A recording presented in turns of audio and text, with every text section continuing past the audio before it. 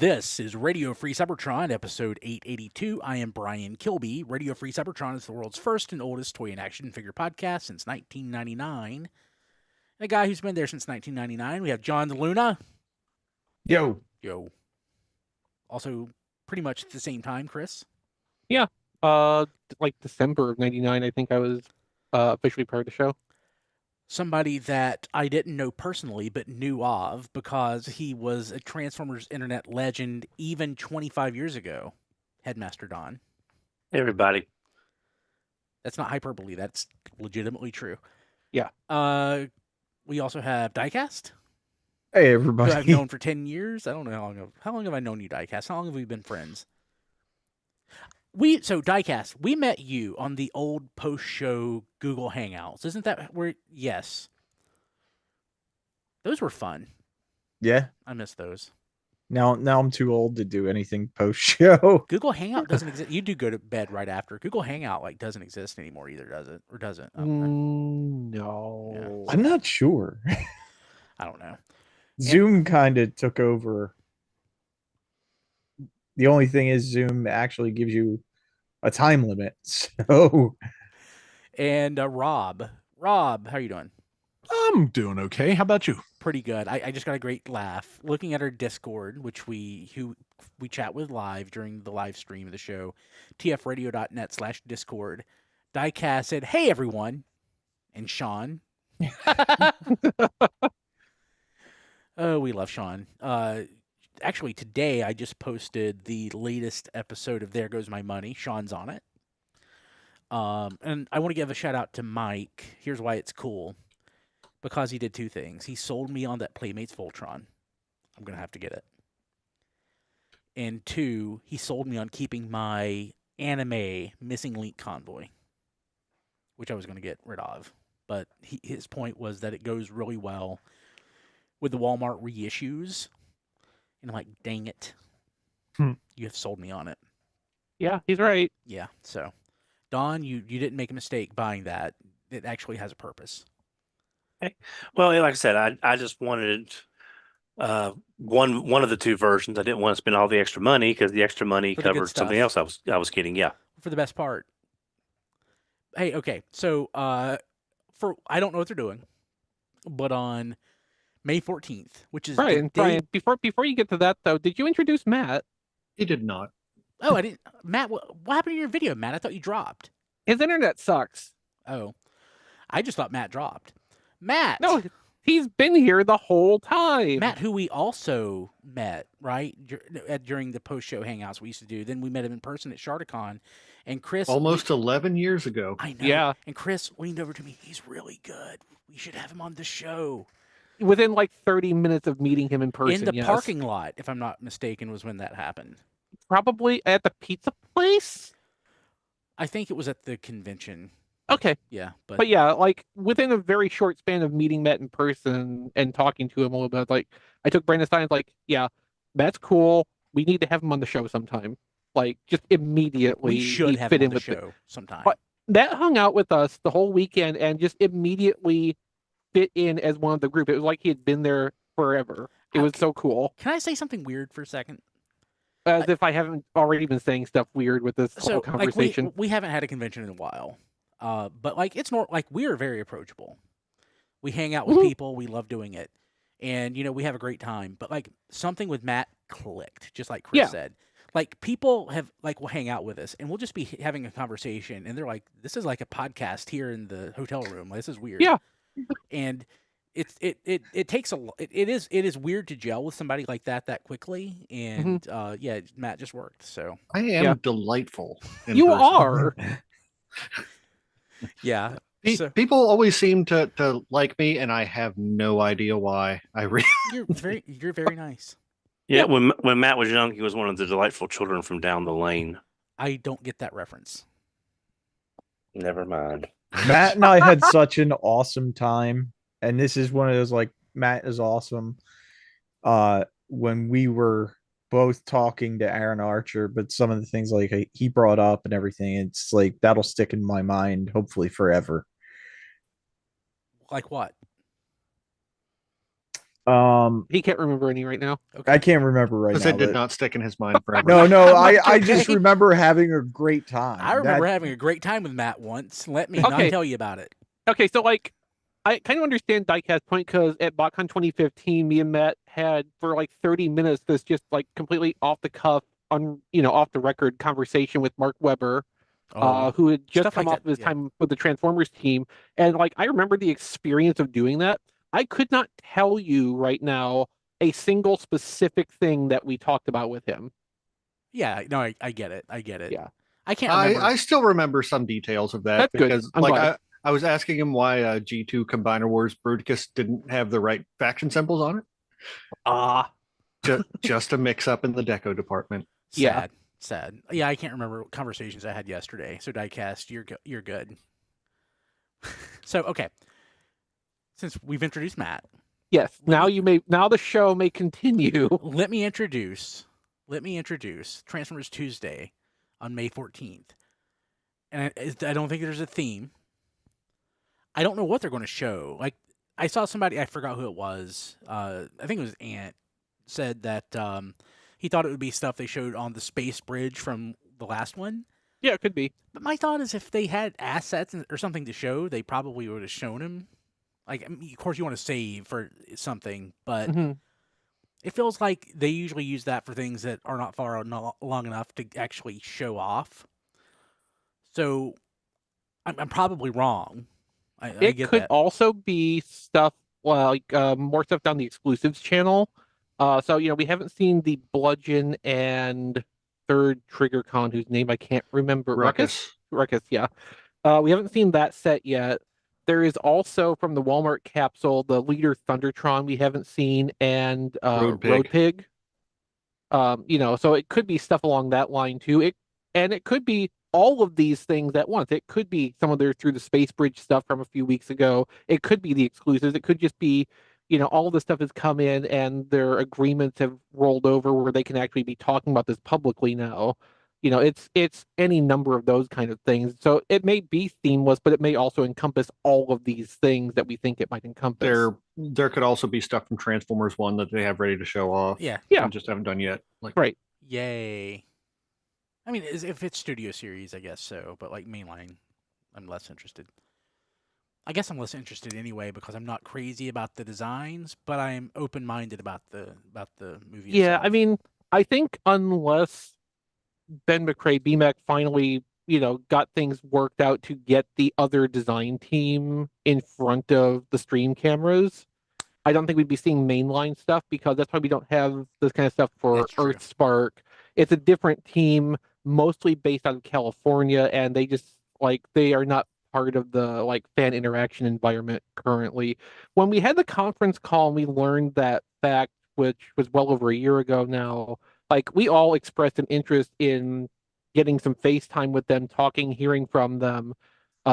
Sadly, nothing has come of that still. I still hope for it to eventually, but yeah, if it would be a Transformers one thing, based on that, I think it would be like Studio Series or bust. So on the live stream, Don just chugged a 2-liter of Coke Zero, which Those are the Actually, days. no, it was the 1.5 liter. Yeah, I I'm- stopped by the dollar store and got it. Yeah, so I knew it was 1.5 liter, but I was just making, you're a giant of a man, so I just said it was a 2 liter. So Don, you're what, 6'5", 6'4", 6'3", 6'3", yeah. it's still pretty tall. It's still Yeah. pretty dang tall. You and Rob Spring, I would love to see you and Rob Springer play kaiju.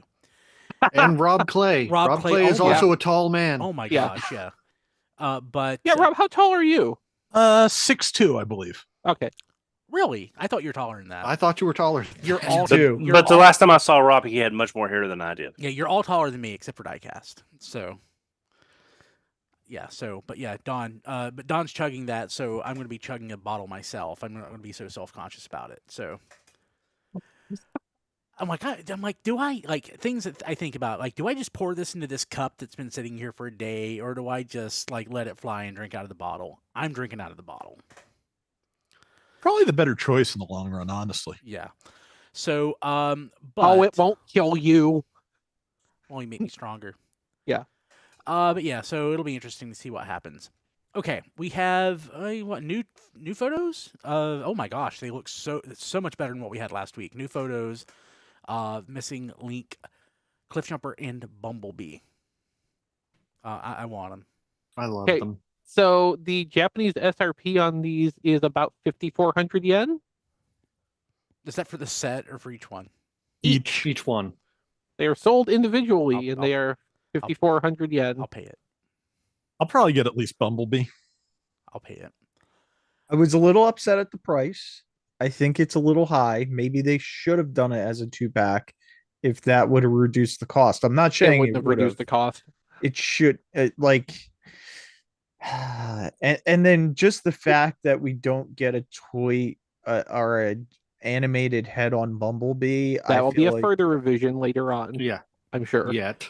Yeah. We talked about how there's so last week when this news was revealed on how many absolute variants you can have from this, and they be fairly much distinct from each other. You know, cartoon head bumper, whatever the case may be. So Take my yeah, money. we have not seen the last of this mold by any stretch of the imagination after these two. Yeah. So, question. I know we talked about like whether Missing Link is Masterpiece or not. Did we talk about? I don't remember that on Hasbro Pulse. Missing Link is called Masterpiece. No, I don't think we mentioned that. I wasn't even aware of that. I noticed Missing Link Convoy is called Masterpiece Missing Link Convoy. Unless I dreamt it, I'm pretty sure that's the case. So that's interesting to me. should I check? Yeah, I'm checking again just to make sure I'm not crazy, but I'm pretty sure he was listed as Masterpiece Missing Link. It is a masterpiece. It is. Yes, he is. Masterpiece Missing Link. Yeah. Interesting. Yeah. Huh. It is a masterpiece if you compare to the original G1 line. So it could kind of fit in as that designation compared to the originals. I mean, to me, Masterpiece means like a showcase piece, and in my mind, it is. Absolutely. Yeah, Yeah. I love it. I genuinely. Now love I it. know, And I will love Cliffjumper and Bumblebee because I am dumb enough to buy both. Me too. yeah. Now they're already up on Amazon Japan, Yeah. and they're also up Take a drink. at a domestic retailer for pre-order right now, TF Source, but they are not at BBTS last time I checked, nor on Hasbro Pulse. Yeah, so BBTS would be waiting for Hasbro's domestic supply. I'm sure TF Source is running theirs based on sourcing directly from Japan. Hasbro Pulse will eventually get a source, and they were late to the game with the Optimus Primes as well. Yeah. Mhm.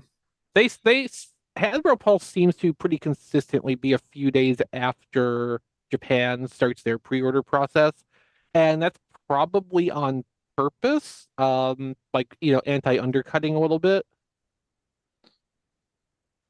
I'd Yeah. feel that I think I'd be okay with these a little bit more at $40. I'm hoping when they hit the Hasbro Pulse, they're either 40 might be a little low, maybe 45, but I don't know that the 50 US is the right conversion It's for not it. 50 US. No, It's the 50 current it's 50 conversion has them at about $37. Yeah. Yeah, the Right, current- but Amazon's also a little cheaper. That's why I'm like, maybe they'll hit $40. But again, you're also going to have a fluctuating yen rate unless you do what XV says and buy gift cards and purchase it that We're way. not talking about buying them from Japan. I know, We're talking from buying from US. So I I've just know bought them that's from what Japan. I'm Take a drink. saying. That's We- what I'm saying is that in the US, it's probably going to be close to that same retail. But again, you were talking about how Amazon Japan is cheaper. That's why. But there's also about 2,000 yen worth of shipping to the US from Amazon Japan. So I mean it that brings it up to like $54, I think. 88 roughly. per. 88 per. So Yeah. I just bought it 13,000 962 yen. So shipped, they're about $44 each. Yeah. Okay. Yeah, I mean, I wouldn't be surprised if we see a domestic price point on these around $35 to $40. We'll see.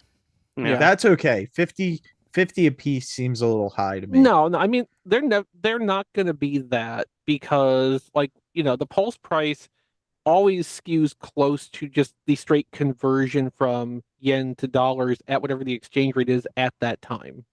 Yeah, Yeah. because Pulse is not going to undercut what they're No, selling but for in they're not Japan. going to gouge either. Like Exactly. they're going to stick with what the actual value If they could is. get But them cheaper, you will have to wait for like a month and a half after Yeah. everyone else already Yeah. has. if they could sell them for less than they're selling for in Japan, they would. They just can't. Yeah. Yeah, But I mean, And the $50 US price that I was referencing was TF Source Yeah. that already released a price. Right. And that's going to be based though on TF Source buying these themselves from Japanese sources Oh, At- absolutely. at the 5,400 yen or $37-ish US, and then having to add their margin onto that. So Even And- if they're just guessing and they are going to get their stock from the US source of these, I think they're just trying to get the pre-orders out there now. They can always lower the price, Yeah, they can. down the line. a quick update, Wheeljack654 in our Discord, tfradio.net/Discord, said that BMAC said that next week is Studio Series plus a Pulse exclusive. The live stream. So Yeah, so that could be a first look at Springer. that'll be cool.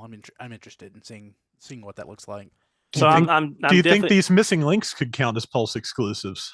Do you think they might be Possibly. showing off those? Possibly. I mean, anything can be a fan channel exclusive. Even if not, I think if the US side pre-orders are ready to go at that point, they will, give some attention to that. I kind of think maybe one of the comic edition things might be the Yeah, fan that- channel that- exclusive thing for next week. Ah, Yeah. that would make sense. Yeah. Yeah, I mean, if Straxus is a comics thing, like we were suspecting, that and Springer could both be part of the stream. Like there's a lot of that kind of stuff.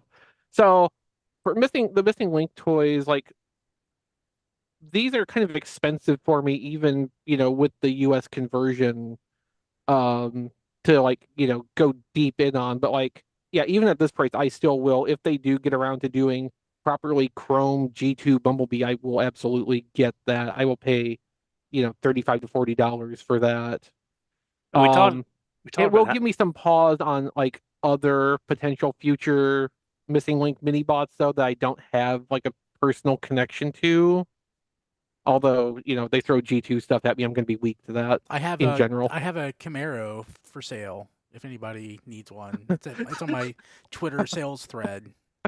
My Argentinian Minibot. Yeah. So Oh, if it wasn't AFA encased, maybe. it's not AFA encased. It's plastic Oh, okay. shell encased. Oh, okay.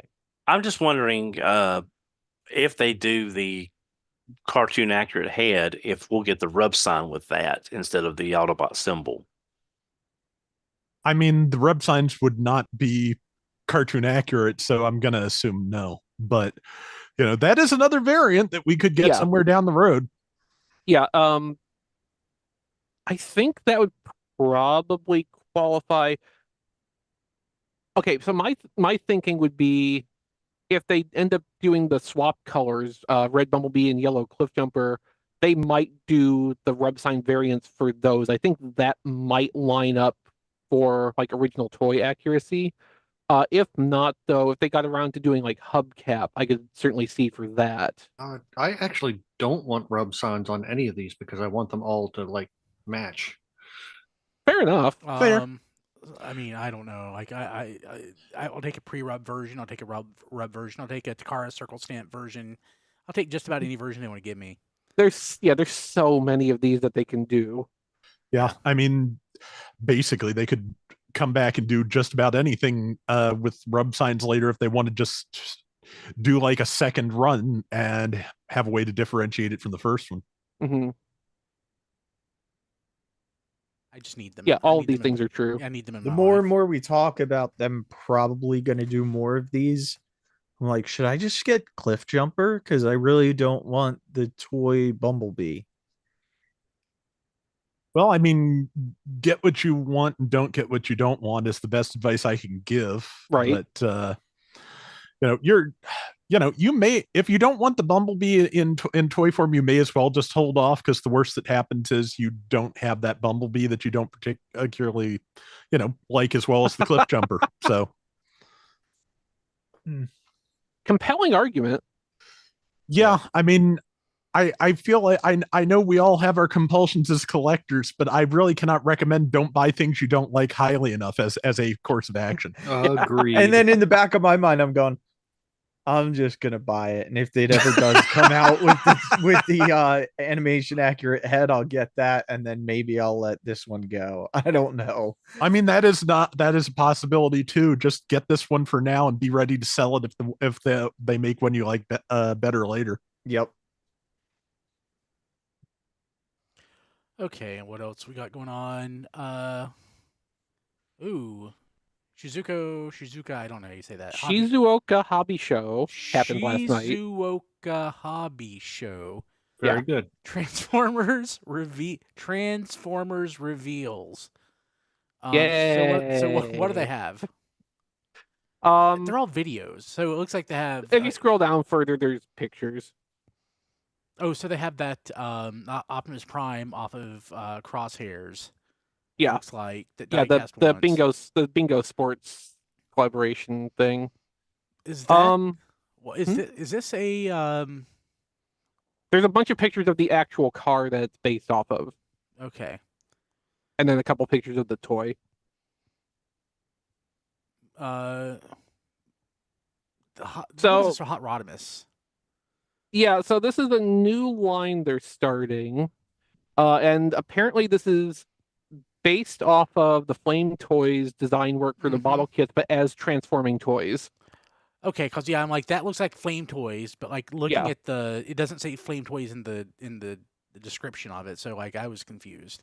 Yeah, so it's based heavily on Flame Toys IDW based Rodimus and is actually a transforming thing. We're expecting it to be very expensive.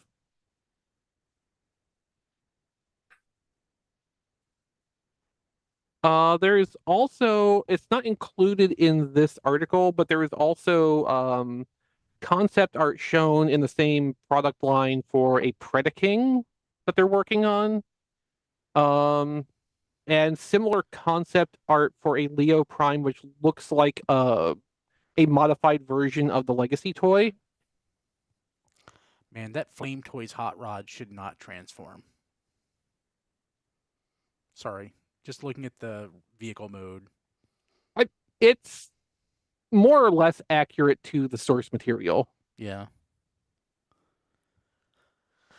I mean, it's an interesting thing to have exist because up until this point, this design has only existed as a transformable object in third-party stuff.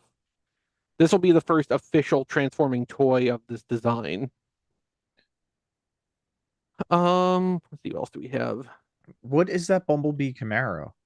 That is a modified version of the movie Masterpiece, number 3, with some color and deco tweaks. Okay, I was gonna say it looks like the Masterpiece Camaro from the movie, but I'm like, why are they showing that? They tweaked the deco on it. Yeah, it's a premium redeco of MPM 03 Bumblebee. I couldn't even I can't tell. I couldn't even notice. Yeah. Yeah, I don't know, man. Well, you have to buy one so you can then compare them in hand. Yeah, that's pretty much how it works. Yeah, not interested. Yeah. They've got a couple pictures of a physical prototype of Masterpiece Jinrai. And it actually looks it depends on the angle. Like I've seen a couple pictures recently from top down, and it doesn't look as bad. When it's either straight on or slightly looking up to him, it doesn't look right to me. Super Jinrai, you mean? Or what are you talking about? Yeah, Super Genrai. I just don't want it. And maybe if it looked like Jeff Senior drew it, I might buy it. But just as it is, it just doesn't click for me. Also, the display they've got going on the background and it says God Jinrai Project. So if you had any doubt that there's going to be a God Bomber coming up at some point here, like Probably shouldn't anymore. Seeing how it looks with that attached will be interesting. I have a feeling it will probably improve the look of this in a great many ways. There's a couple extra pictures of the missing link Minibots here, some kind of different angles from what the stock photos had. Actually, these photos make it look a lot better. Their heads Then- turn. The stock Yeah. photos. I'm not sure how I feel about the heads turning. I think that's just like a little too far not true to the original toys. They're showing off. Yeah, I know. I mean, yeah, And I there's love just them for it. yeah. I mean, the Optimus Prime does a bunch of things it probably shouldn't be able to do either. So You- that you- fits for the mold. Yeah, exactly. You can make it look exactly like the original toy, and then you can go crazy with it. Oh, okay. Here at the very end, there is actually a picture of the concept art for that Leo convoy. So you can kind of see like this very much looks like they've started with the legacy toy and they're just like working it over pretty heavily. Yeah, some kind of Takara 40th anniversary project. Yeah. Yeah. What do you mean? Lio Convoy wasn't it 40 years ago? That doesn't make any sense. I'm kidding. Thank you for working that in, Brian. I was Yes, going yeah. to. Yes. I wish I So- cared. Yeah, some of this stuff seems to be part of a new initiative that the Karatomi's doing that they're calling T-Spark. To Don's interest, other parts of this include it looks like a reversion masterpiece. Shoot, what was Genesis Galgagar? Mm-hmm. Yeah. the other Brave thing though with the lion chest? Ex Kaiser. Yeah, okay. Yeah, Oh, I Ex saw Kaiser. Yeah, Ex Kaiser was the first Brave series in 1990 that I always thought they could have gotten a good homage with Combiner Worlds Ultra Magnus as a good Ex Kaiser homage, but they never went that route. Personally, I'm not really interested in the Genesis Galgagar because that's my least favorite design of the three. But we'll have to see how things pan out. Looks great. I mean, not having read IDW, I like that Rodimus that we saw, but it just my wallet hurts thinking about how much that's actually going to be when the pre-orders go up. You know what? I like to Go ahead, Don. Sorry. I like to get that Optimus that's the crosshairs thing, but again, this just feels like it's going to be you'd have to know someone who knows someone who knows someone to get a chance to get one.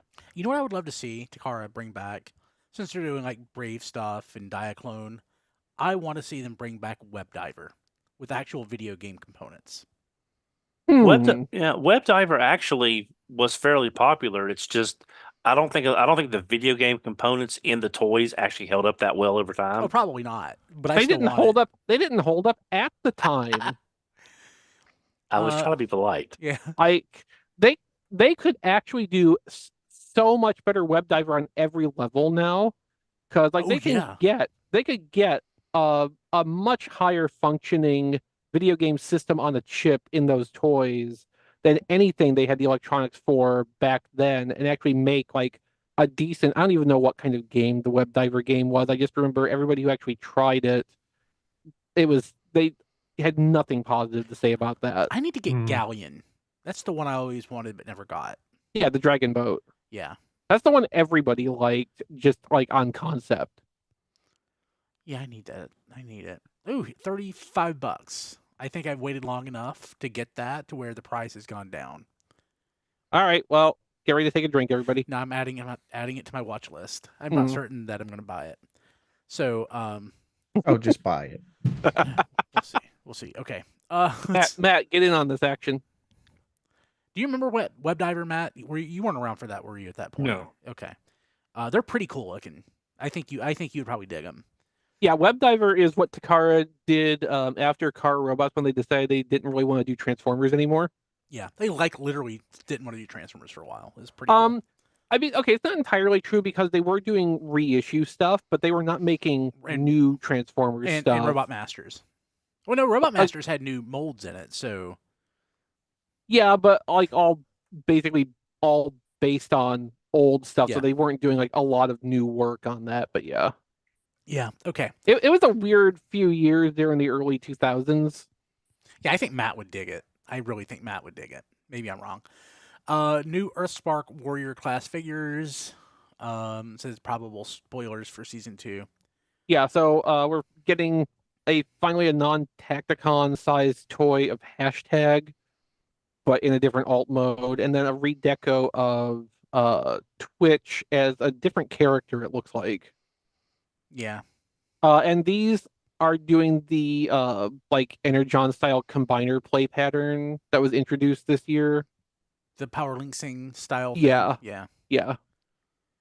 Except that in this case, it's like combine the top half of a robot with a vehicle instead of combining two robots together. And this is where you I flip, don't like that. where you can flip them over, and you have two different robots depending on. So there is that, but that's a different play pattern. Okay. That's the ones that come. It's a Twitch and a Bumblebee, and each one comes with one of the Malto kids in an exosuit armor deal. So I saw the commercial for that. Like my kid, it popped up on on Paramount Plus and one other service. We pay for the tier that has ads because it's cheaper, and the kids need to be exposed to ads. That makes them human. And I have to say, Wait a minute. I've been around for a while, and I understand how it works, and I get that just because it ain't my Transformers, that it doesn't mean that there's not like a lot of value to it. But looking at it, they look really lame. It's like wow, like the new economy around making toys really makes these non-collector oriented toys kind of weak. Like I don't want to say Hasbro should just stop like mainline stuff, but I think they need to put like authentics. I think they have too many lines. They do. They need to trim down. Like I'm all for new characters and I'm all for stuff, but like my kids don't want to play with it. And especially like I bought them an authentic Scremlock and it just fell apart. They weren't happy with that. I think Hasbro needs to Consolidate and consolidate. Yeah. Yeah. Okay. Yeah, there's definitely parts of me that wouldn't mind going back to the 1999 2000 level of things where buying an entire year's toy line was maybe $200 affair, not a $3,000 affair. In the 90s, yes, but like as soon as like Armada hit, we're in the $1,000+ range. Yeah, I mean, Robots in Disguise 2001 was kind of a transitional point there. It was still a pretty small line, but it went on long enough that getting the whole thing was still like a bit of an investment. Yeah. But like Beast Wars and Beast Machines, it was super, super easy to buy all of the toys that came out in a year, and you barely even felt it. Yeah. Yeah, totally. It's so weird to look back on those toy lines and realize just how small they were, because it didn't feel that way at the time. No, and like you may not like the design choices that they made with Beast Machines, but like the quality of the toy, how well they hold together, like substantially better than like the QC and everything that we have today and like the mainline stuff. Yeah, yeah, and that's not like a get off my lawn sort of that's just factual. Anyway, to bring it back around, I actually like the look of this hashtag toy, and I'm almost certainly going to pick one of those the up. Twitch repaint looks cool good too. Yeah. Okay. So Marvel G1 Compendium Volume 1 from Skybound.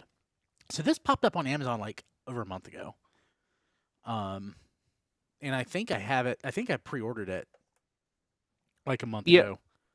It might be that the details are new. We know from this listing that it's a collection of 1 through 44. It's not going to be like the whole run of Marvel US. Hence why Volume 1. It's 1,064 pages, and it's paperback. And I'm all for it. Yeah, because I wonder if the second volume is going to be just 45 through 80, or if they might stick G2 in there as well. Probably they'll probably stick G2 in, and I don't know, like when did Headmasters come out? Oh yeah, Headmasters. It came out right before issue 37 or 38. Then it should be in the first volume. Hopefully. Yeah, it should be because you get. Oh, sorry, Don. No, because you need to read Headmasters before you get to where they're on Earth. I liked Headmasters. I thought it was pretty decent. That said, now. Oh, sorry. No, go ahead, Rob. Oh, that said, now that you mentioned Headmasters, if they do stick that in the second volume, that would pretty much balance out the number of issues between the two. So, plus, I mean, you have Universe. I don't know if that's going anywhere. I would love to get a reprint of Transformers Universe because I don't know if you've ever looked at what the trade paperback costs now. I don't want You, to. that they're no, don't. Yeah. One thing I'm worried about is issue 2, guest starring everybody's friendly favorite neighborhood Spider-Man. We'll see how that. I thought works that out. was issue Yeah. 3 or 4. I think it is 3. It's 3. I think it's Three? 3. Yeah. Okay, Yeah. okay. But anyway, because when IDW redid it, they had to, both for Spider-Man and Circuit Breaker, they had to block her out of the reprint and explain in text what was going on because that sucks. so Yeah. Well, these solicitations say issues 1 through 44. I didn't see an asterisk next to it. Yeah. Right. Yeah. I don't know if it's just like the hardcover edition, or if there's a soft cover. But for A Real American Hero, it's a Kickstarter. Yeah. So, which I'm going to back because I would kill to have the entire run of G.I. Joe. I've actually never owned the entire run of G.I. Joe, the Marvel run, like including special missions and European missions and stuff like that. well, now that's still ongoing under Skybound's banner, correct? They picked up where the Yes. series left off. Yeah, but Yes. it ends at issue 155 for me. Yeah. Okay. Symbiote Studios makes more plushes. What kind of plushes? Well, they have decided to wisely sidestep the which color is Rumble and Frenzy by just releasing them in a 2-pack and seemingly giving no indication of which one is which. Oh, great. Just saying that Finally. these 2 characters come in this set of plushes. You decide which one is who. It makes as much sense as anything. Yeah. There's also an Ultra Magnus in there, and we have a Hot Rod now too. Yay. Ultra Magnus looks so sad. Yeah. Transformers 1 play pattern toys. Speaking of all the stuff that I don't want from earlier. Yeah, I should have put this up higher in the show notes if I knew the conversation was going to take that direction. That would have been really funny. Yeah. I'm actually surprised you don't want the Power Flip Optimus because I think that looks really fun. It looks fun. It doesn't fit my collection. Oh, no, absolutely not. But like that's one, like it looks solid for the most part. Like I would buy my kids that.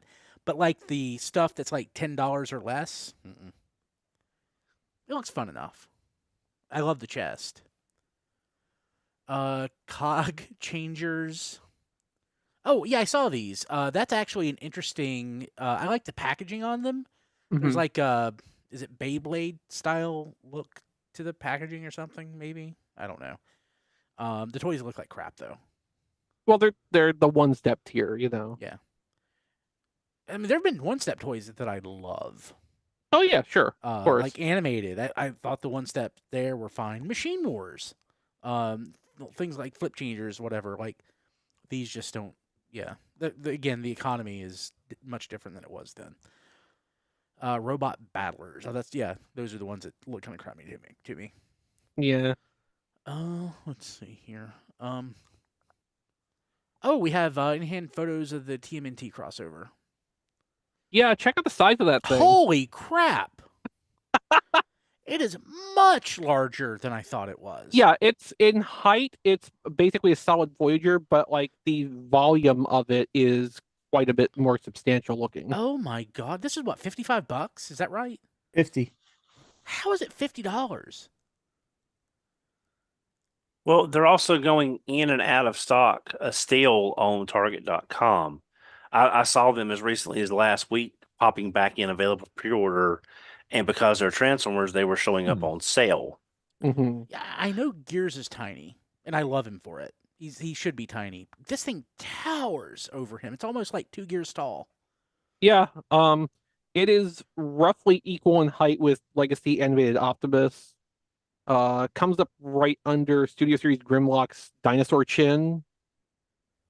Like it is a pretty beefy looking toy. I understand there might be some hollowness to it, but at the same time, like it's using that also to apparently be able to store all of its parts.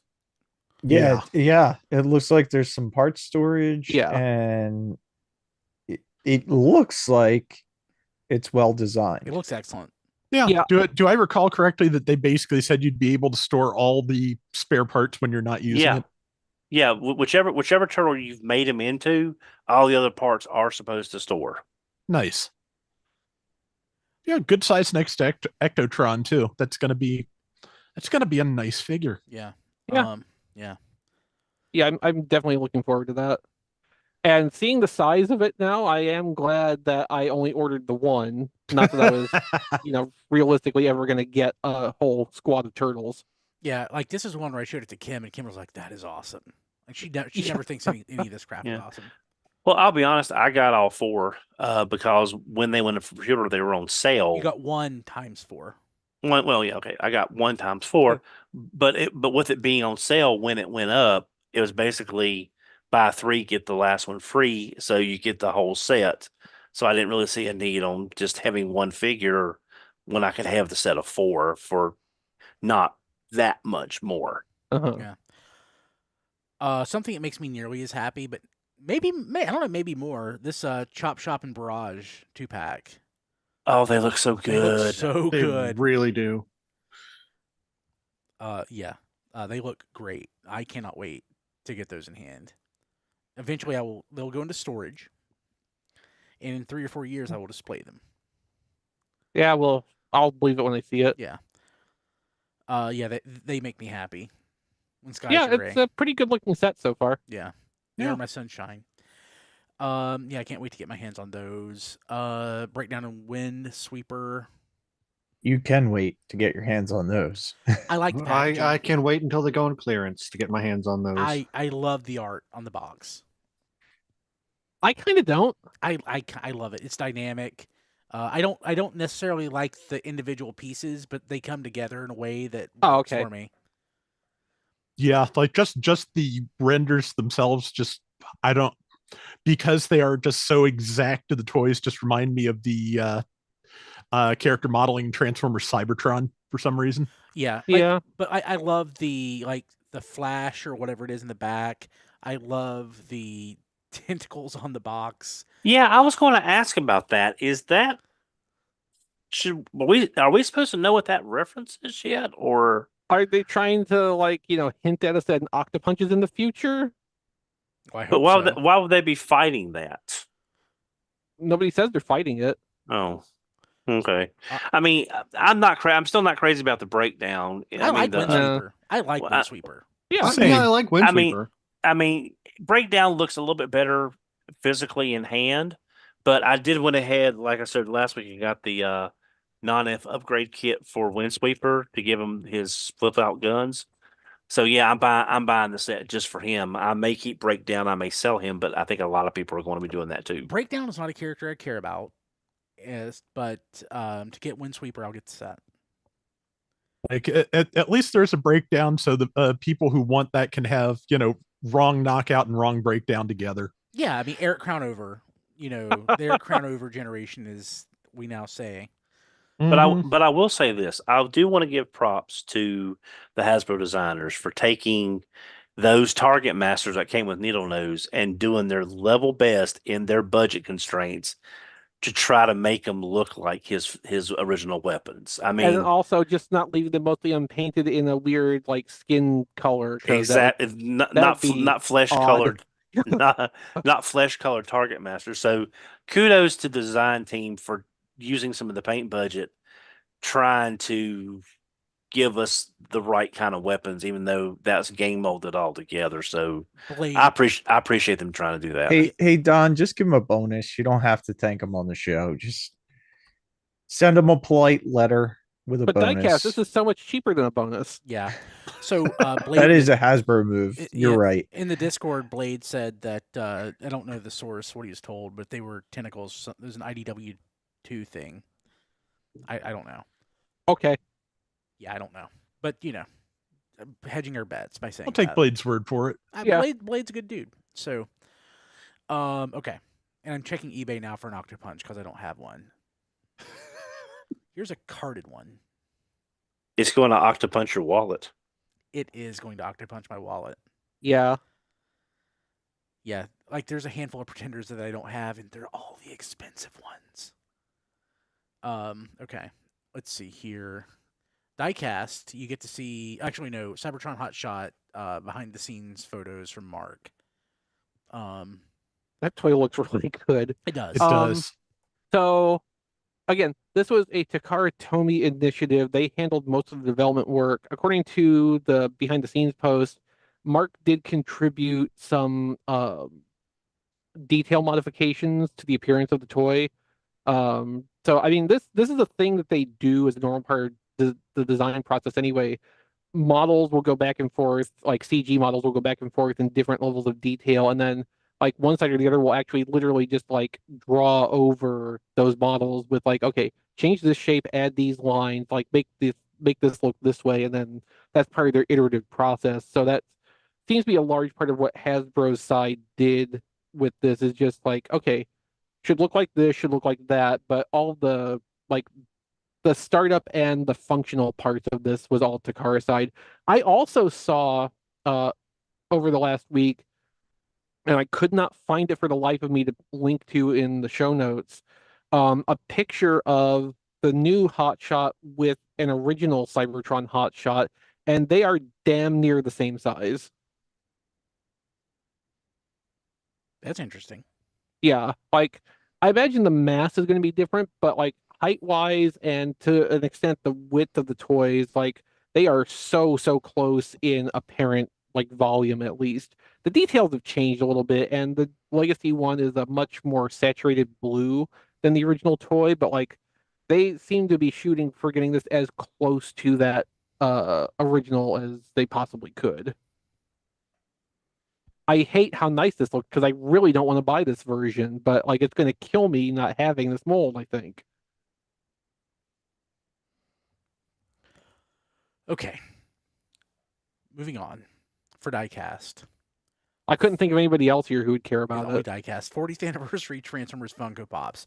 Now, do we have Fire Convoy or Lio Convoy in here in the 40th anniversary set? I wish they just have boring 1984 and 85 characters. That's exactly. At for least diecast. Funko's doing it right. Look, no, but There's a Astro- sentence you don't hear 1985 that characters often. aren't 40th anniversary. yeah, Astro Train and Blaster are not 40th anniversary. They're only They're 39. G1 though. They get included in that. Actually, I was trying to think. The Megatron, the Optimus Prime have been done in Funko. I'm Yeah, they sure have. there's some slight variance on these. I don't remember an Astro Train or a Blaster, so they are definitely new. From what I'm aware of.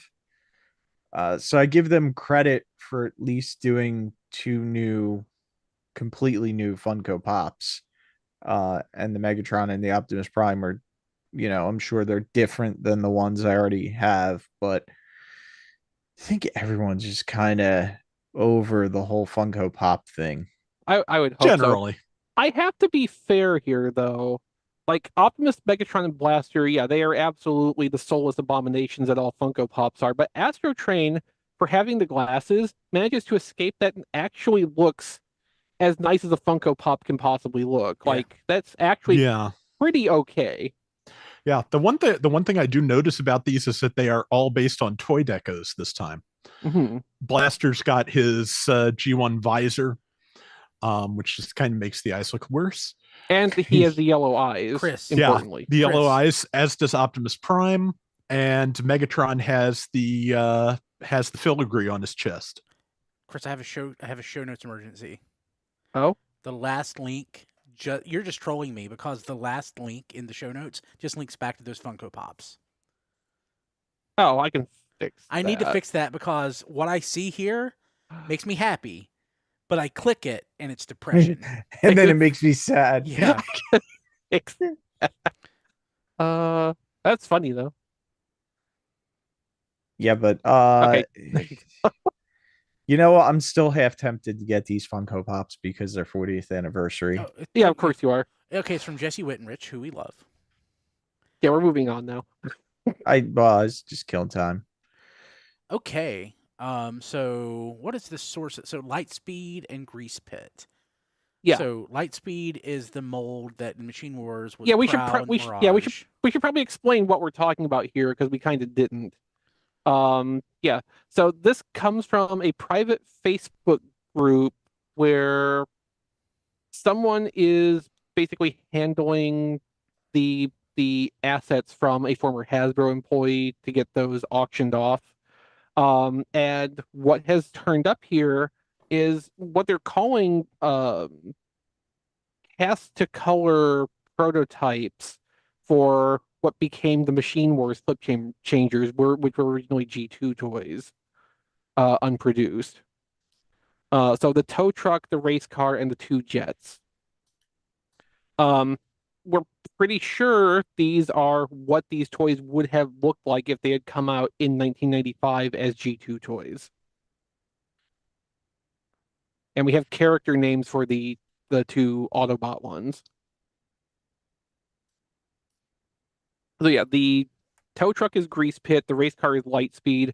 We don't have any character information for either jet, but like considering the way it's molded, the F-22 I think was always going to be a Megatron. Like, it's got Megatron's face. There's not really much wiggle room in there. The only real mystery is just what the other jet would have been, what character name they would have assigned to that. And honestly, uh the way the toy line was going at that point, it probably would have just been a reassigned name from an earlier toy anyway.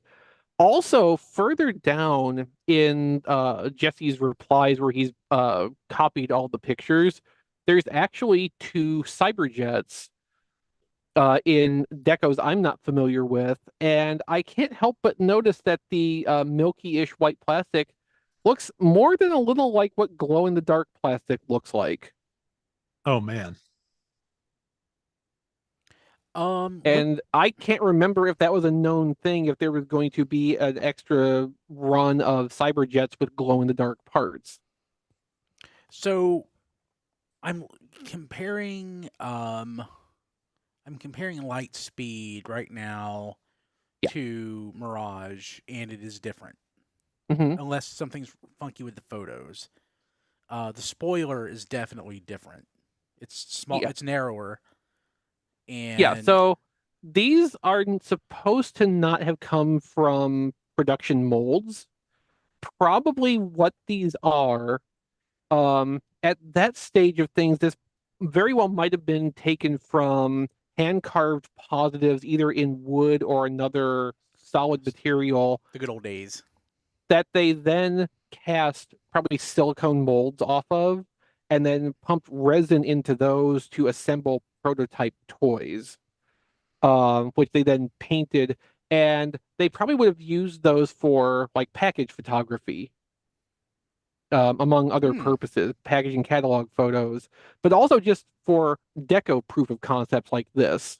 So yeah, there definitely is differences visually with these, but they're very close to what the final ones would have been. Any discrepancy would have come from the factory producing the steel molds and figuring out, okay, this element needs to be like this, and working back and forth. The same way, BotCon toys ended up with unfortunate deviations from the concept when the factory got hold of the things and figure out how it actually had to work. But yeah, absolutely, there is some differences here. The race car seems to have the most obvious. The surface detailing is a little bit different and more simple on all of them. Like, it's little things like that. But yeah, the provenance, I guess, that is being provided with these says that these are resin color casts. So they're not like test shots or anything. These are an earlier stage of development than that. These are very unusual and unique things to see, just besides that they are probably the G2 decos for these molds that, as far as I know, we've never seen before. Can y'all hear me? No. Yeah. Hi, Okay, Don. no, it's because Chris cut out. I didn't hear what he said at the end. Edit I think that was points. a you problem, Don, and now that's an edit point. So Yeah. thanks for that. Yeah. Sorry. No, this is just like, again, every time something like this comes up, I cannot express how cool I think this is, because like all I can say is this is super cool to see these things we've never seen before come up 30 years later. Like, it's amazing to finally have names to put to two of these molds, probably what they would have looked like when they came out. Like, it's just, I love this stuff is still out there. I hope there is still more things like this out there to still be found. Um, there's the G2 GoBots. There's 2 lost molds of those. Yeah. I don't know if we had like concrete looking decos for those or even characters associated with that, any kind of names. Again, late stage G2, they were recycling names like all over the place. So like that doesn't it doesn't mean much to have a name attached to it because it's probably just something from a year or so before that they're reusing. Grease Pit in particular, we were talking about this on last week's show. That was also the name of the GoBot that was to come with the unreleased, unproduced racing rig playset thing. Ooh, sorry. Like this stuff, I love this stuff. I Yeah. love like when neat things like this. This isn't a plug for the guy's eBay store, but like Z75 sales on eBay. Oh, yeah. has received things from somebody that worked for Kenner or Hasbro or both, and like so they've posted things like the G2 Stunticons. So I'm just looking at his. I bought stuff from him before. I bought a factory sample 1984 Soundwave, which is the most minty, fresh, beautiful Soundwave that I have. I have another factory sample of the 1990s Chinese reissue, official Chinese reissue, Mirage. And I just love perusing the store to see what he has. I'm just seeing if there's anything in this vein, any G2 stuff. And he still has quite a bit. So, I may have to buy something. Yeah, 1985 would have been a wild year for the toy line there was, a bunch of new mold stuff like this that was in the pipeline. A lot of it didn't come out until later. Machine Wars are the earliest for some of the small ones. There was, 2 auto roller molds that didn't come out until Beast Wars second, until Japan found a way to use them. He has a prototype. He has a prototype for one of them right now. Which one? Auto launcher. Okay. Yeah, $450. Yeah, okay, I think I'll pass. Yeah. Yeah. I just love stuff like this. This is my jam. One of my, I guess I would call holy grail things to see brought into light, not even to own, but just to see revealed, is like the concept stuff, the prototypes and the concept drawings for what would have been the second year of Beast Machines.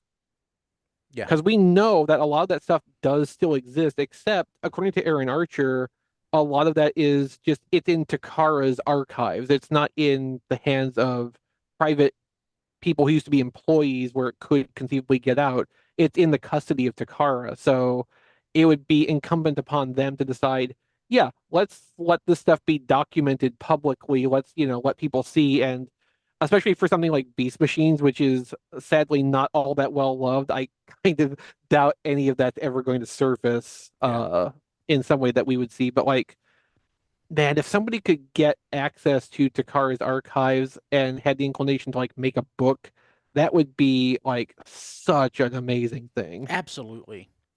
I mean, Hasbro hasn't really. I mean, they've made things available, to some extent, but like I don't know what's. I know that Takara has things. I forgot even who shared it, but we saw that wood prototype for, was it Triptychon? Yeah. Or Metroplex, maybe both. It would just yeah. I mean, we saw wood models for a bunch of G1 toys, especially like the 86 and forward lineup. And then for like the newer stuff, there was the model of Titan's Return Triptychon that they built out of a Metroplex to prove that they could get a dinosaur shape out of that same number of parts. Yeah. So like, it was like a pre-block model thing. It was just yes, this will work with this amount of material. Here's the Metroplex we disassembled earlier to prove it. Yeah, that's amazing. Yeah. No, I love this kind of stuff. And like, for me, at some point, the toys are going to fall away. Like my interest in them is going to, burn out or decline over time and it's not going to be such a thing. This is the kind of thing that will keep my fandom alive, is just seeing these newly revealed pieces of the past. Yeah, absolutely, totally agree. This is the thing that lasts. Okay, let's jump to what we got this week. We'll start with off camera. Matt, I'll go to you first since I missed you at the beginning of the show. Okay, well, I'll actually turn my camera on here. Give me a second. Okay, so I went eBay shopping, which it's been a while since I've done. I did buy a lot of 3 Transformers figures. So the first one was not what I was specifically after, but it's still nice to have. Robots in Disguise 2001 Prowl in his super colors. Oh, nice. It's carded. Are you going to open it? I will probably open them because I mean the rubber bands inside have degraded, Yeah. so they're all How do the coming tires apart look? anyway. As far as I can tell, in package they look surprisingly well intact. Okay, cool. So now the reason I bought the lot of 3 was for Transformers 2001 Robots in Disguise Sideburn. Ah, very nice. He is quite pretty in blue. Oh, that is a nice color. Yes, very, very nice. Because I have current Shadow Striker and Sideburn is retool, and I don't want that Sideburn. I want this Sideburn. So Do you have the Fun Pub Sideburn, Fun Pub Sideburn. the Hot Rod Redeco? I have it. So that one? No, No, it's no, the based on no, 2007 Hot Rod. Oh yes, I do. That's Yeah. because that's what I wanted. That's the Sideburn that I wanted to be redone, was from Studio repainted Series, from right? Hot Rod. Yes. Yeah. But so the third figure I got in that set was Sideburn again from 2001, but Sideburn. in these super colors with his lovely golden rims and Hot Rod inspired paint job. And his brand new Dodge Viper licensing. Yeah. Yes. Yes, very, very low down on the package there. Because I'm a sucker for a Dodge Viper anyway, which is why Sideburn is such a thing for me. Diecast owned a Viper, didn't you? No, Oh, I thought you did. No, he owned a Camaro. Camaro and Corvettes. Yeah. And from a separate eBay sale, I also got Transformers Universe Sideburn. Nice. Ah, I was looking, excellent. I was going to check my wall to see if I had that one because I can't remember if I do or not. Yeah, you did, Brian, because you bought it at McKay's and Yes. showed me, When you wanted it. and then I found one for about $30 at the McKay's up here. Nice. I love that one. It's the smoky gray. Yeah, it's gorgeous. Yeah, like the Gorgeous. carbon fiber-ish. Yeah. Yeah. Oh, That's nice. a Echo I on mean, the hood. I mean, the Looks figure really nice. is not fun to transform, Oh, I no. love that thing. but it's a great. It looks good. It's just not fun getting from one mode to the other. But it's a great looking figure. Yeah, and I would absolutely buy a Universe Sideburn myself if I got it for around $30. Like that would Jackman be a Rocket. great deal. I'm pretty sure I Yeah, saw one today. I think this one was a little under 50. He is a little more expensive than the regular Sideburn, Yeah. Sideburn or Super Sideburn go for, but there are not as many listings for him. Some of them are open, incomplete. So Mhm. Yeah. I managed to secure a package sample, and he comes with a DVD of Transformers Armada Episode 1. So you want a All fun right. fact about that? Hmm. That is the exact same plastic colors as your Super Sideburn over there. They just put a different paint mask on it. Yeah. And the thing is, we will never get those molds again because they have crumbled to dust. Yes, Hasbro ran them to death. Just like the Yes. GoBot / Spy Changers. Yes, and sadly, I will never have the BotCon 2003 Roulette and Shadow Striker also not? off of that mold because check the eBay prices. They If used you to want be- to spend $400, you go right ahead. They used to be Yeah. relatively God. inexpensive because nobody Oh, wanted used to be. They have gone up, Brian. Yeah. Yeah. There are very few listings, and they are very expensive. hmm The cheapest one is from Singapore, and it's like $400. Most of them have found their Wow. forever homes. Yes, and none of them are with me, sadly. Yeah. But Same. that is what I got this week. Very good gets, Matt. Yeah, great, Matt. Also, Wow, that sounded so sarcastic, Brian. no, I'm sorry. I was thinking about buying those myself. I already have them, but I don't have all of them carded. So I almost actually bought the boxed versions of the Super Car Brothers because I only have Super Wild Ride, and I saw the others on Mandarake, and I'm like, man, but you don't see them because there's no window. Yeah. Yeah. So no, I think that's a great purchase. Okay, Chris, what about you? No, I don't have anything. Rob? Nothing on topic. Okay, going to the camera, John.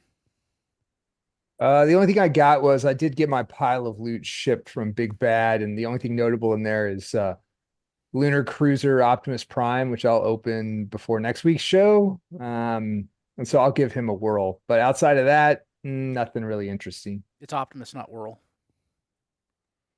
My bad. Sorry. That was funny to me. I'll shut up. Diecast. Yes, I got some stuff. I got a Magmatron. Nice. Oh, All right. And he is pretty big. I haven't transformed him yet. He just came in the mail today and I just got home. He is a parts former because I guess this is a shield. Yeah. I don't know. It's kind of ridiculous. The original was the exact same way. Okay. All right. Yeah, I know nothing about this toy. And the only reason I got it was like it kind of looks cool. I like dinosaurs. The purple, I don't know what you call that dinosaur. Allosaurus. Allosaurus. I love that Matt knows that. Or no, Looks cool. Giganotosaurus. I'm sorry. I love that Matt knows that. Yeah. Giganotosaurus, Elasmosaurus, and Quetzalcoatlus. That part of me is dead. Like that childhood love of dinosaurs died somehow, and I don't know why. Paul's getting Yes. old, Brian. Yes. So I got him. He came from Big Bad Toy Store. I think that finding And out that the then- world is only 6,000 years old and dinosaurs were only placed there to confuse us, I think that was the problem. Yes. I also got the DNA upgrade kit for Edit Scourge. Point. Sorry. Ooh, I got that one too, Diecast. Yeah. Did you get a replacement part too? Like a little baggie with like Yep. Yeah. I got the Okay, what's the story with that? I don't know. It's I just don't the know. sword. So I haven't even opened the box to find out what's wrong with the one that's in there. So I don't know why it comes with a replacement sword. Yeah. I assume it's pretty obvious. Once we open it, we'll just kind of see it for ourselves. So I don't know. And of course, I don't know where my Scourge is to even put the upgrade kit on it. Did you ever even open that? No. Nope. But I knew just- I didn't like the face on the studio series. It just wasn't movie accurate enough for me. And they actually did a pretty nice job on the head sculpt on this DNA upgrade kit where the mask comes off and everything. So because it's going to be years and years and years before we get a masterpiece Scourge from Rise of the Beasts. So Hopefully it'll be forever before we get that. yeah. But that's all I got. Don, saving best Yeah. for last. I got two things. I also got my pile of loot from BBTS, and I opened up Lunar Cruiser Optimus Prime. What do you think? Excellent figure, very solid. Agree. I love that I'm guessing these are like the oxygen tanks or whatever they are on the left arm because it kind of gives him like a counterpoint to Megatron, like he's wearing his weapons on the opposite side. I like the radar dish. I like the little space smokestacks. I like that the solar panel can fit in the back or be a shield. He's sturdy. He's solid. I'm really glad I got this instead of like both versions of Missing Link because this is just it's a little one-off, but the rear wheels go into the back of the legs. There's some there's some hole filler there. Just a really nice looking figure.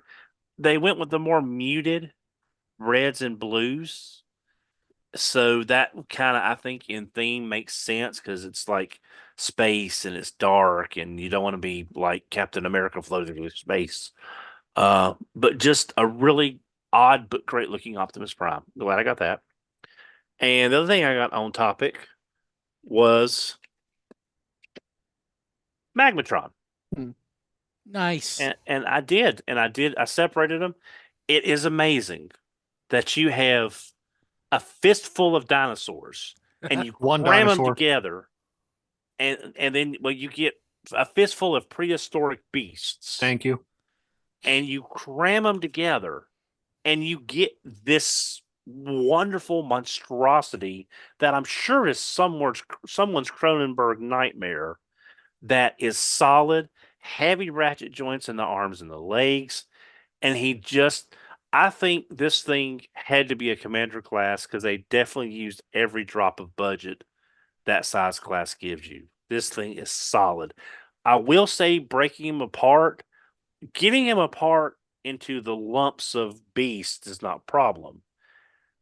The getting some of the stuff here to line up a little bit in the Seasaurus so the two halves meet. I love the way that the arms compress on each other and they rotate opposite each other. So that way you've got one folded up arm facing this way and one facing this way. So it all just compresses together. Skysaurus is super easy. I mean, he's like a step above Beast Wars original Pterosaur easy, but as far as to get him in bird mode or whatever. The hardest part I had with Landsaurus was this right here is the sword piece. This Nobody can see crotch it, Don. well, okay. The for the people that have video, Nobody has video. This is a podcast. Anyway, the sword becomes the bottom of the crotch piece, and getting it to line up is a little difficult because the sword hilt goes inside the dinosaur, and getting it to line up is a little difficult unless you just press in the right place. But once you get it attached, it's like the chest is the tail on the chest is actually down here under that crotch plate, and it's just amazing how it just solidifies into an almost solid looking dinosaur creature thing. The only thing I wish, and this is kind of weird, because you get all these traditional blast effects, but none of the dinosaurs' mouths can use them. So I kind of wish that you could have opened the dinosaurs' mouths and put some of these flame effects in there because they're shown to go on the sword, which is weird, but it works. I just wish you could use them in the dinosaurs' mouths, but there's just no room and there's no holes. But a really great use of the commander class price point, solid, pretty fun to transform. He's gonna be a bear to put back together. So, but yeah, really nice figure. I love him. I mean, there's another way you can combine them that they become a bear. Man, Well- that is a good update. Well, it depends on what you want to call that third mode that I'm not doing because I don't care. I don't want a Dino Turducken on my shelf, so I'm going to pass on that. But that's all I got this week on topic. So I got a couple things, not much. I ordered this a couple weeks ago and completely forgot about it. It is a DVD copy of what I did consider at one point to be the best. It's a Laserdisc, not Laserdisc. God, I've been up way too many hours. I'm about to fall asleep. It is a Blu-ray and DVD combo of what I considered formerly to be the best Transformers movie ever, Predacons Rising. It was on, I can see that. it Yeah. was on Amazon for like $10. Not enough I'm surprised kids. you didn't have that already. Me too. Last thing I got. This was something I ordered from Artfire 2000 a couple weeks ago. It came. It's not Japanese, but it is a boxed G1 Shockwave.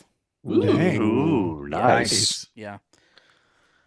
Such a great toy. It is a great toy, and it looks nice. And I'm not trying to have a complete run of like 84, 85 Transformers in boxes. It's just starting to work out that way. So, You've already come this far, Brian. You might as well just keep going. I know. Yeah. Oh, hey Brian, can Yeah. I suggest a Fistful of Dinosaurs for show title? It's a fistful of prehistoric beasts, which Okay. is also excellent.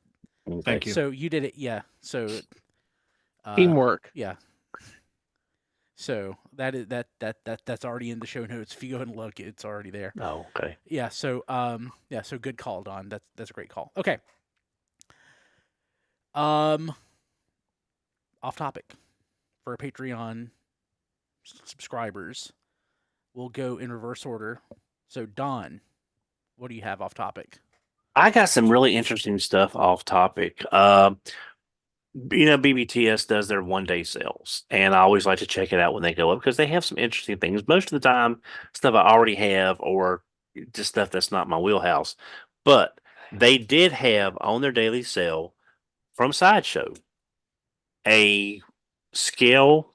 It's a statue of Prince Adam holding up the power sword, and Sideshow had this for $185. BBTS had it on sale for 1 day for $100. And I think it's a great looking. It sort of captures that exact moment from that you think of when you think of He-Man and the Masters of the Universe. And this is going to be like the centerpiece of my Masters collection, the Masterverse stuff when I get that set up Don, downstairs. is the likeness like the animated series where he's basically using their favorite phrase, palette swap of He-Man, or is he like the 2000 Masters of the Universe where it's wrong and he looks different than? It looks like Filmation. Yeah, Yeah. it's very film. I probably can't tell, but it's very filmation. But it's just it's that moment where he's held up the sword that I just love. I would Yeah, love to have me too. gotten the matching She-Ra, but they're sold out everywhere. Adora. And But yeah, so I adore her. yeah, but I just want to say nothing is a bigger turnoff for me for Masters of the Universe than to have an Adam that doesn't look like He-Man. I just like I will not have it.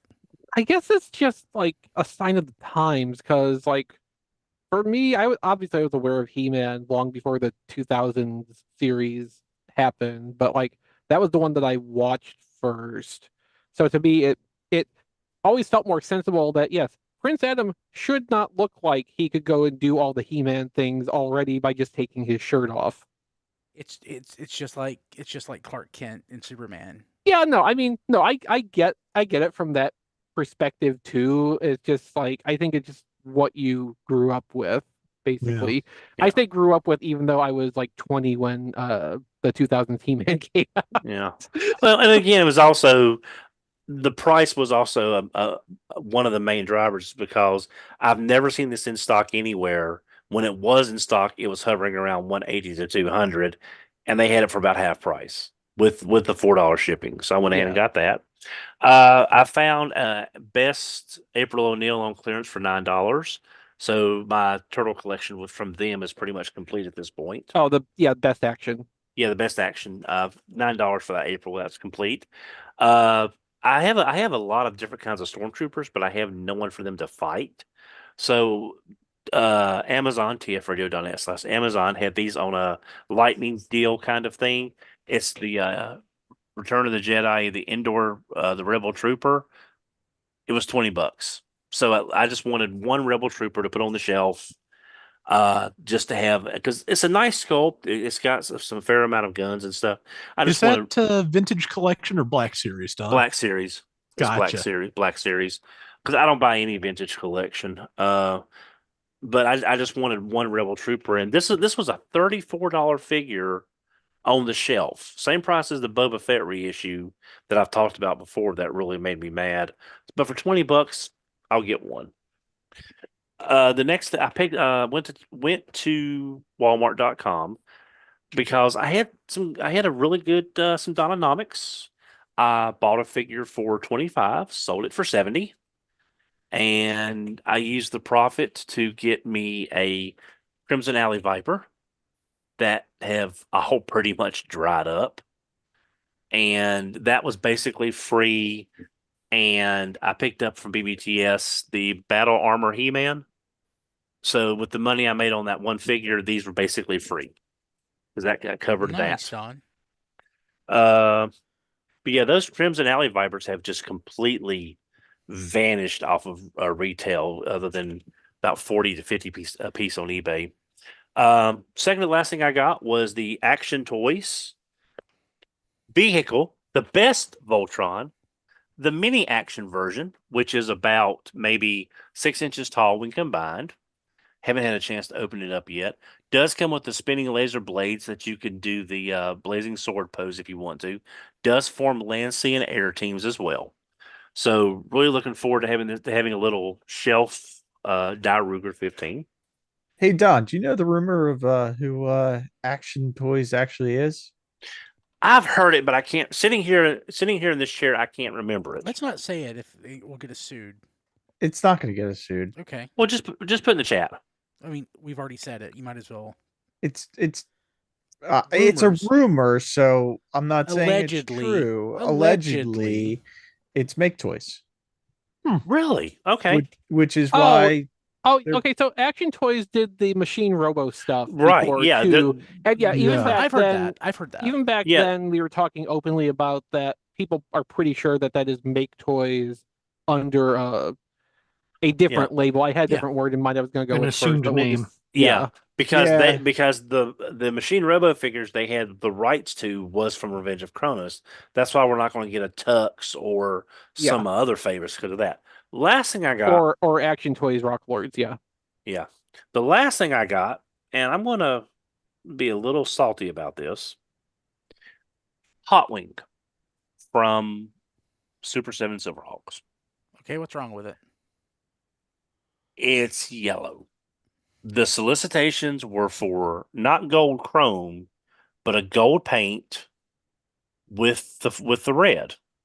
And I mentioned this before. This is very similar to what happened with Serpent OR from the Collectors Club. It's a very similar situation. In hand, it's not quite as bad as images would have you believe on either video reviews and stuff. But I am still very disappointed that we did not get the gold color the solicitations were promised. This is the only Silverhawk when the line was announced that I was planning on paying full retail to get. This one in flashback if they did flashback. I had this pre-order since April 14th, 2022. It was just filled last month. It has been delayed that long in getting out to the stores, and the colors are still that far off. Final product may vary, should only cover a certain amount, So I got him. He's better than the pictures made him look, but he is nowhere near close to what he should be or what we were promised. But I've got one of my favorite Silverhawks, so I'm going to call it a win. And that's the last thing I got. Ham sandwich this week. Okay, so I've secretly overthrown Brian while Don was talking and have taken over the show. So, Diecast, I think you're next in the reverse order Brian was going with before he had to, okay. get ousted in a political revolution on the podcast in the last 2.5 minutes. Yeah. Well, I Things don't happen. mention a lot of ham sandwiches, but I did get a box of Lego today because of the May 4th sale. I got the $100 R2D2, the new one that just came out. And then there was also a Sith Infiltrator, which is Darth Maul's ship from the first movie. I got that. And I got the mini Millennium Falcon, which I bought one of the wall mounts for that has like blue space like lightning coming out of it that looks really cool when you mount it on the wall. That actually hasn't showed up yet because those are kind of made to order, I believe, and they come from Europe, so it takes a while. Yeah. Well, yeah. Update us on that when you get it sometime in August. Yeah. Well, I actually ordered it like a month ago, so Sometime in July. yeah, maybe early summer I'll get that. Yeah. But other than that, I think that's pretty much it. John, I think that takes us around to you. I got a few things. I did get the final shipment of my Holothon stuff, which included the Pizza Club version of the NECA cartoon turtles, just kind of like their quote unquote ultimate version for $37. Pretty good deal actually for each of the 4 individual turtles with the latest engineering that they've done some tweaks to that NECA has along the way. Joints are a lot better, pretty good accessories, and packaging that mimics the Burger King VHS tapes. I had so it's one of fun. those.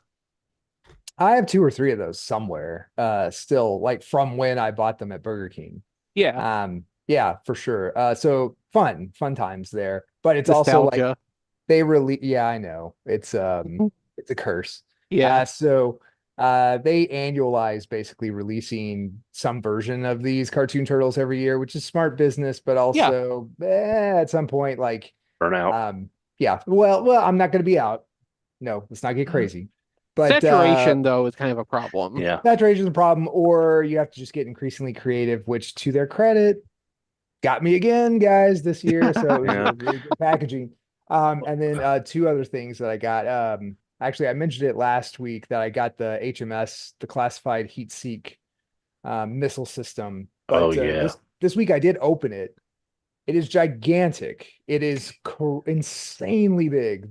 So it's a 3 missile system trailer, 3 missiles. Each missile is almost 9 inches long. And it's impossible to. Well, it's meant to be towed by the HasLab Hiss, isn't it? Yeah, Which is and it also makes gigantic. and it makes the hiss like look small. Like it starts to like diminish like the size and the impressiveness of the hiss, because now you're like tacking on stuff, and it's insanely huge.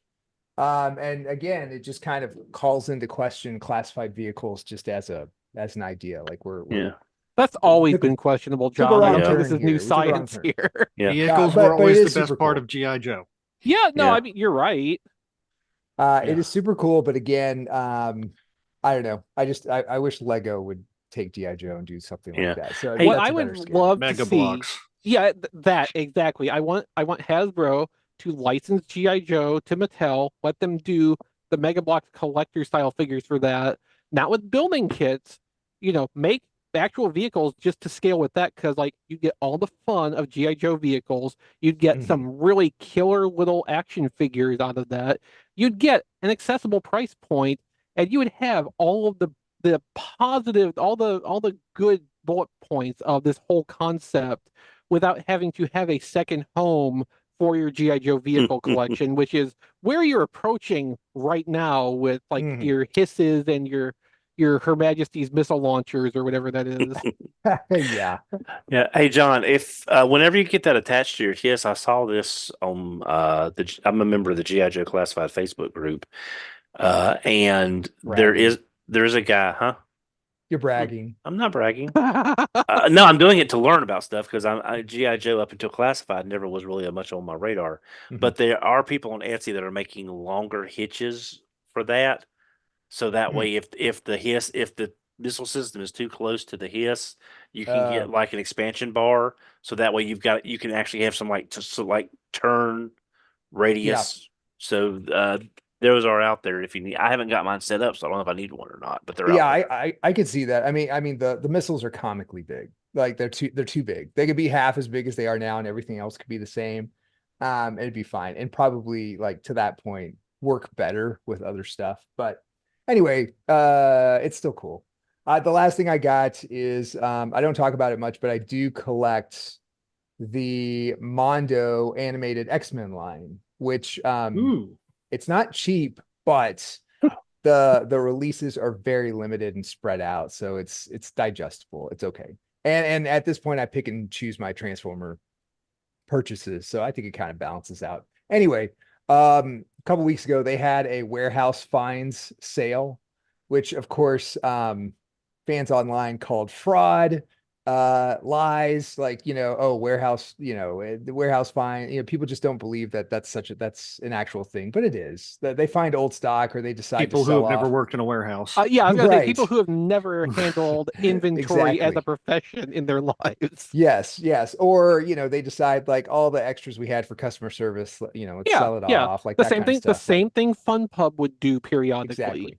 exactly. So Oh, there's a legitimate company to reference. so they had across like all of their 12-inch scale collector lines, a lot of like limited edition stuff, timed release stuff. They had 4 or 5, whatever it was, pieces to sell. And so like one Friday or something, they sold them all off. I didn't think too much of it, but I did browse it like that afternoon, just to see what they had. And they had something that I forgot existed that I wanted, but just wrote off as something that, like, the time's passed. I'm not paying a premium for this. It would have been great, but it's done. So that ship sailed. But they still had it in the afternoon. And so I bought their Pride of X-Men color scheme for their Wolverine. Which I'm an old man, so this is my Wolverine. This is my Wolverine color scheme. I've come to accept blue and yellow. It's fine. It's okay for the kids out there, people in their 30s. But brown and orange is Brown my or tan, Wolverine. yeah. Brown and tan. That's my Wolverine. And so I'm very pleased with that. They're beautiful sculpts at 12-inch scale. Of course, they're more like articulated statues, I would say, but they're really cool. And I do really like that line. And so now I've got my brown Wolverine. I'm very happy. Well, You just need a voice chip so he can sound Australian for no discernible reason. Indeed, Yeah. yes. Don't feel bad, John. I've got the animated Gambit, and I've also got the Rogue. The deluxe Rogue sold out in my cart, so I had to pivot. I had to pivot and get the basic one. But if they do a Pride of the X-Men Dazzler in that 80s Jazzercise outfit, I will buy it. That is a promise. Mhm. That's it for me. Matt. Nothing off topic. Rob? 2 things off topic. All my ham is digital this week. Digital ham. Yeah, I digital ham. I got I was gifted a copy of Sandland for the PC by Bandai Namco. That is a really nice little game. Like I'm weird in that I just kind of get an urge to play certain kinds of games like maybe once a year. Sandland is going to be my open world game for the year. It's it's got a nice little it's got a nice little map to explore. The graphics are marvelous. Apparently, for the accompanying anime and movie that have come out recently, Toriyama wrote more of the story before he passed. So there's a little bit of an expansion there. And there's, places to do, vehicle customizing, all sorts of fun things along those lines. And yeah, I'm really enjoying that. The other thing I picked up was Hades 2 is now available on early access on Steam. The first one was excellent, just really great art, well-designed game, well-written. And so that was a day one purchase easily for me. So far I haven't gotten very far, but yeah, the writing is still good. The artwork still excellent. I am really enjoying that too. One of those rare occurrences where, even not counting Gundam Battle Operation 2, I have too many games to play right now. Nice. So yeah, it's not a bad feeling. If you look at my Steam list, I have like probably hundreds of games I've never played. Oh, same. Yeah, it sucks. It's not a to-do list. I don't care. Yeah, that's fair. So, but yeah, those are pretty much what I got this week, and luckily both good. So my attempted coup has apparently failed. Brian has reemerged from hiding. Brian, do you have anything off topic before we wrap up? Is it a coup? Is it a coup or a mutiny? Well, I mean, okay, so like, yeah, mutiny is like a crew rebelling. A coup is a political rebellion. Okay. I did call the political uprising earlier when you had stepped away, so I guess I'm kind of keeping in the theme there. But basically, it's functionally the same thing, an ouster of the previous leadership. Yeah, I don't have anything that I know of. Probably do, but I don't know. Did you have anything? No, thank you. So I want to thank our patrons at patreon.com/tfradio. Patrons get an ad-free version of Radio Free Cybertron posted a day early. Doesn't mean 24 hours, but it's the day before. Higher bit rate. get a weekly Patreon exclusive pre-show podcast, which I need to post the pre-show for last week for the Patreon. I normally do that somewhere between Monday and Wednesday. You get unedited episodes of RFC, which are exclusive to patrons, which I don't know if this one will have it or not. We'll see. There Goes My Money. You get that podcast a week early. We just posted a new episode to the public feed, but it was on our Patreon a week ago. Patrons at the touch tier get to be on There Goes My Money, and that is recorded twice monthly. And touched patrons get to be mentioned on the show each week and listed at tfradio.net/credits. We want to thank Kevin Dorsey, Jacob Owen Lucia, Sean Bratton, Emmett Stresovich, Hector Bones, Jay Klein Rye, Joey Russell, Here's Why It's Cool, Rabbits, Rick Mahurin, Ryan Bona, Sean Hamilton, Sean Williamson, Spider Bob, and Trickster. Thank you all so much. And all of these people can be on There Goes My Money. Many of them are. And I think Chris is recording a new episode next week. Yes. So we'll get to hear some of those folks. That's one of my favorite podcasts, period. I really love listening to it. I'm so glad. And that's not just me saying it, because we publish it. I genuinely love listening to it. So, like, my favorite podcast are the episodes of RSC when I'm not here. Fair enough. It's true. Okay, so speaking of those podcasts, you can go to tfradio.net and find an archive. There's a period of years ago when I was having some family issues, and I didn't record. I had people guest hosting for me for a while, and I need to go back and listen to those because they were pretty wild. This was 22 years ago. So, but yeah, we have an archive going back 25 years. So tfradio.net. Even I actually did a couple guest host stints back in those days. Yeah. Yeah, so I really need to listen to those. It'll be interesting to hear. You can find us also on Twitter at TFRadio, Facebook at facebook.com/TFRadio, on Instagram, TF Podcast. I will tell you this. You don't need to message us at any of those places because I don't look at messages. I was looking at Instagram for that earlier segment, and all the messages that I've never looked at. If you want to reach us, you can go to tfradio.net and click contact us, or you can just go to contact@tfradio.net. That's the way to get a hold of us, or tweet at us directly. I mean, if you come in our Discord, yes, and you leave us a message, even if you address it to Brian, I will see it and I will make sure that it gets where it needs to go. But Brian's actually not too bad about keeping up with our Discord. I'm better, of course, because I have nothing else going on in my life. I'm in our Discord most of the time, even if I'm not chatting. Yeah. I have it up almost every day. It might get closed down and I forget to load it back up, but as soon as I open my browser back up, it pops up automatically.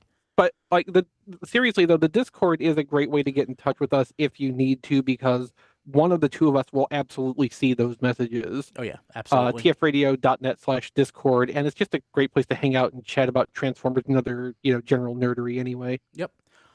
You can find me on Twitter at bkilby. I just posted the sales thread. I need to go in and refresh it. As I'm planning to move, I need to start posting more and more stuff. I got over the hump of pairing accessories to things. What I just need to do is pick a couple of toys that I'm going to go in and pair accessories for and not worry about everything, which I've been working on that now for 6 months, and that will never be finished.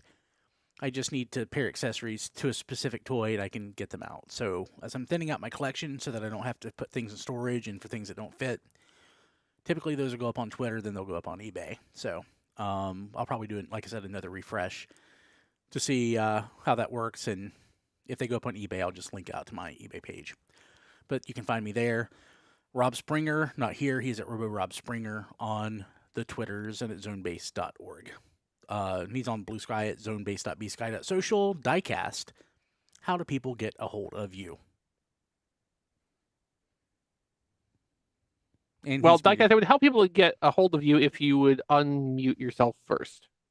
They can get a hold of me on Twitter and Blue Sky at Diecast2. You can also like my Facebook page at Reviews by Diecast.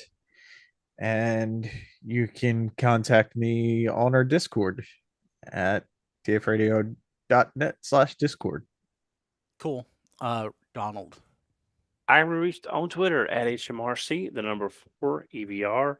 I can also be reached on Blue Sky when I remember it exists at hmrc4evr.bluesky.social. I also have an Amazon wish list at tfradio.net/donlist. Cool. John Luna. That John D everywhere. Very cool. Matt. Melvar.bsky.social. That's with 3 L's and 2 R's. It's an account that technically exists, and I might actually log in and check it one day. Good. Chris. I'm on Blue Sky, Chris RTXV. I'm on the internet, playwithphotography.com. As you might suspect, there's photography there of toys, and sometimes writings related to toy photography and toys And playing things. with said toys. Yeah, ideally. I mean, that is the dream ultimately. I too have an Amazon wish list, tfradio.net/Chris list. There's toys on there. There's old TV shows. That's about it. Because what else is there in life besides toys and TV shows? I guess there's Nothing. food, but I don't know. I'm not Don. I don't have Cadbury cream eggs on my wish list, and the way the climate is here, I don't even think those would ship very well. Brian tried to send me cheer wine for Christmas one year, and that went horribly too. Because It did. have you the vendor packaged them really badly for being mailed. They put 6 bottles in a box, and then they threw some bubble wrap in there adjacent to the bottles. They didn't even wrap the bottles, and it was a very sticky, drippy mess by the time it got here. And hopefully, Brian got a refund from that after I forwarded him the pictures I took of the.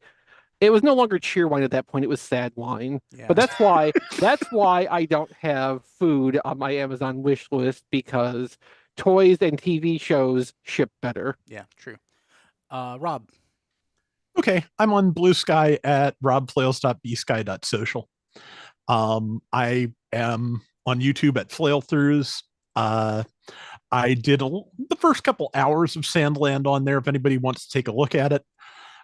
Basically, nobody has, because I am more known as a Gundam YouTuber. So if you want to keep up with Gundam Battle Operation 2, that's a lot of what is there. But if you like what you see, patreon.com/flailthroughs for that. I too have an Amazon wish list at tfradio.net/claylist. Luckily, I don't think the same vendor supplied my cheer wine when I believe Brian bought it for me too, because mine was so completely encapsulated and taped in bubble wrap that I had to cut it free. So I don't know why they didn't do that for Chris, but boy, I wish they had. But I feel you on the food thing, because I tried to get Surgai had the last kind of Gundam Valentine's chocolates I had not yet gotten still available the last time I made an order. New, not used. I feel this is an important distinction. And let me tell you that those ship much better in February than they do in May. Yeah, that's true. Yep, that's what I would expect. Yeah, but yeah, that's all. That's me. Yeah, I'm just going to respectfully request, don't send me Cadbury eggs, because I went to the doctor today. I saw my A1C level. Please don't send me any. Noted. Hey, we're going to be a day late next week for the live stream and for the podcast posting, because Diecast and I are watching that Transformers Fathom event. So we'll be doing the show on Thursday. That's a note to you guys and everyone listening and watching. So we'll see you next week plus one day. See you then. Wow. Wow, can't believe. Ruined Hey, Rob, forever. are you completely off Recording stopped. X, formerly known as Twitter? I deleted my account last September or October, I You're believe. a Yeah. That makes sense, because I saw I put it on Twitter at TF Radio because I couldn't find you on Twitter.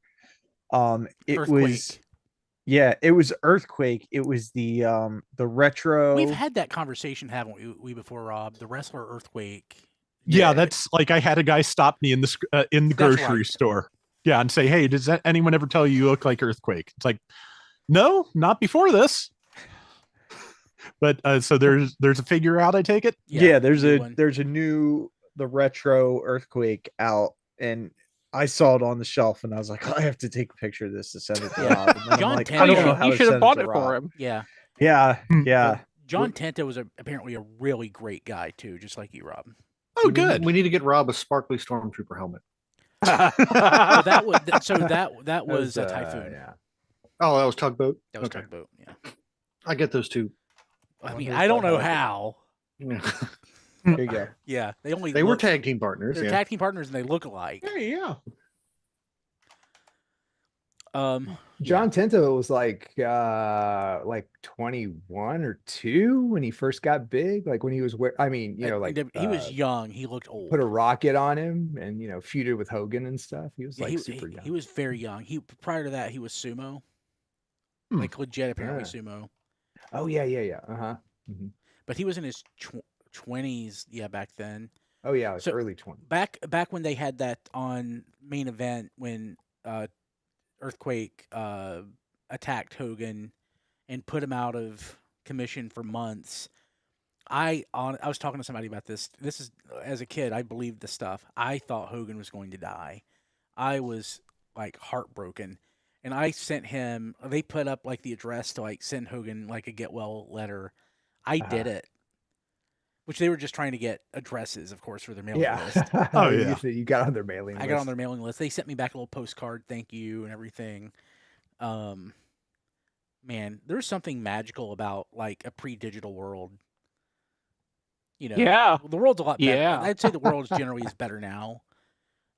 No, they're wrong. Well, I mean, look, Very There are certain generally. things that are, but definitely the idea of contact with people outside of a certain sphere is less novel. than it used to. I would say that there are indexes on positivity in the world and negativity in the world, like actual measured indexes. And in general, the positivity in the world, even though things seem like crap from time to time, is growing. But pockets of things, do certainly seem worse. Like, like. I think human- there are larger societal problems from the digital world than Yeah. Yeah. Ooh, I have an offer from a seller. Was this something that Nope. It's the Galleon. That was All right, I'm fast. gonna run just because I'm tired Yeah, from driving for yeah. 6.5 gotcha. hours today. Yeah, I was on the road at 5:30 this morning. I'm sleepy too. Oof. So, people watching live, I want to kill the stream. Bye. Good night, Twitch. everybody. Take Bye. care, everybody. And here in a second, I'll say goodbye to to whatever the hell we stream. on. YouTube? Yeah, YouTube. Yeah, I was on the road at 5:30. Since we're doing daycare now at the in-laws, I have to leave Oh. early for it. But I still save a couple $1,000s a month. So